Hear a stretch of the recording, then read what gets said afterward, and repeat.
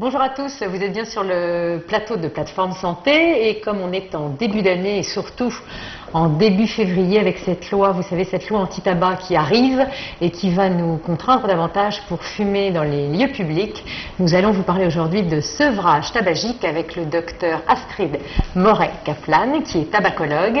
Bonjour. Bonjour. Et le docteur Marcel Ichou qui est Bonjour. Bonjour. Alors c'est difficile, je crois, de s'arrêter de fumer, c'est de ça dont il va être question là dans cette émission. Mais je crois qu'avant tout, avant de parler même des méthodes de sevrage, c'est une longue préparation parce que s'arrêter de fumer, c'est une dépendance psychologique, mais aussi physique. Et peut-être il faut prendre le temps de s'y préparer. La loi, c'est le 1er février. Et finalement, en janvier 2008, on n'a plus le droit du tout de fumer, y compris dans les lieux publics que sont les cafés, tabacs, restaurants. C'est peut-être maintenant qu'il faudrait s'arrêter de fumer, donc on a envie d'aider nos téléspectateurs. Alors, s'arrêter de fumer, est-ce que c'est bien de s'y préparer longtemps à l'avance? J'aurais tendance à...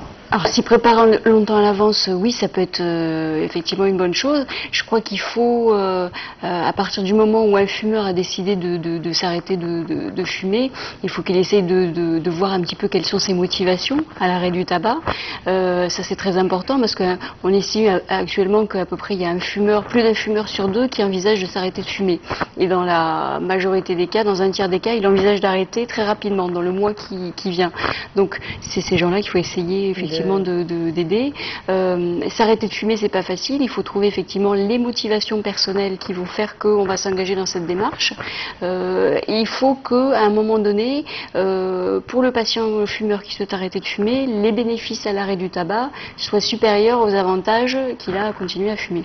Donc, à partir du moment où cette balance qu'on peut travailler d'ailleurs. On peut même les lui faire écrire, les lister soi-même.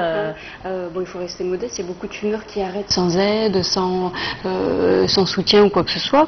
Mais c'est vrai que pour des gens pour lesquels cette démarche est difficile, ça vaut le coup de se faire aider pour mettre justement à jour un petit peu toutes ces motivations et puis essayer de faire peser un petit peu la balance sur. Il y a quand même pas mal d'avantages à arrêter de fumer. Est-ce qu'on peut dire qu'il n'y a pas de profil type non plus? C'est pour ça d'ailleurs que toutes les méthodes peuvent marcher ou ne pas marcher.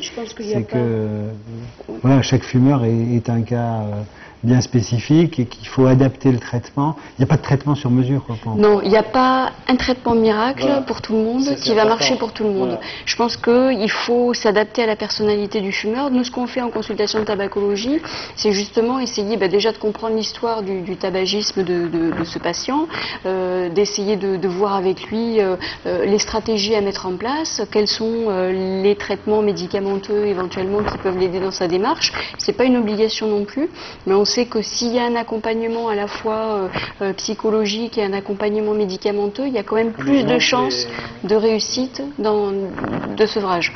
Donc c'est important aussi à préciser. Alors, parmi les choses qui marchent, non, c'était vous parliez de tester son tabagisme, en fait faire le point avec là où on en est avec le tabac. Qu'est-ce qu'on dit à un patient pour qu'il fasse le point avec son tabac? Parce que s'il veut s'arrêter de fumer, il y a déjà une démarche. Maintenant, il a des tas de craintes. J'ai peur de grossir, et on en parlera, de grossir, que ce soit très difficile, que voilà, ça me manque, je devienne irritable avec mon environnement. Justement, ce qu'on fait aussi dans les consultations, c'est essayer de bien noter et de voir un petit peu quelles sont ses craintes du patient pour essayer souvent de les dédramatiser. De lui faire exprimer déjà, c'est... Voilà. On essaye de projeter, par exemple, c'est vrai qu'il y a beaucoup de femmes qui, au moment où elles se décident à arrêter de fumer, ont une grosse crainte, c'est prendre du poids. Alors, la prise de poids à l'arrêt du tabac, il peut y avoir une petite prise de poids, c'est sûr, mais prendre 10-20 kilos, c'est pas non plus ce qui arrive à tout le monde. Donc, on essaye de travailler justement au moment de ces consultations sur déjà la surveillance du poids, revoir un petit peu le comportement alimentaire. S'arrêter de fumer, ça veut dire aussi changer tout un comportement. C'est pas uniquement arrêter une substance, c'est revoir aussi sa façon de s'alimenter, peut-être refaire un petit peu de sport, revoir certaines situations. Pour aller mieux. Oui, en profiter pour revoir un petit peu tout ça. Effectivement, on parle. L'élément fondamental, c'est la motivation. C'est finalement pourquoi je veux m'arrêter. Parce qu'on a tout un environnement qui nous dit le tabac, c'est pas bon, on le sait tous, les maladies cardiovasculaires, le cancer du poumon, etc. Ça, c'est un environnement. Et puis après, chacun, par rapport à son histoire et sa relation au tabac, il fume, ça peut être un moment de plaisir, parce qu'il faut aussi aller là-dessus. On ne peut pas simplement dire c'est négatif. C'est aussi agréable de prendre une cigarette ou un bon cigare après manger, etc. Et comment jouer sur cette motivation? Parce que pour lâcher ça, qu'est-ce que vous me donnez?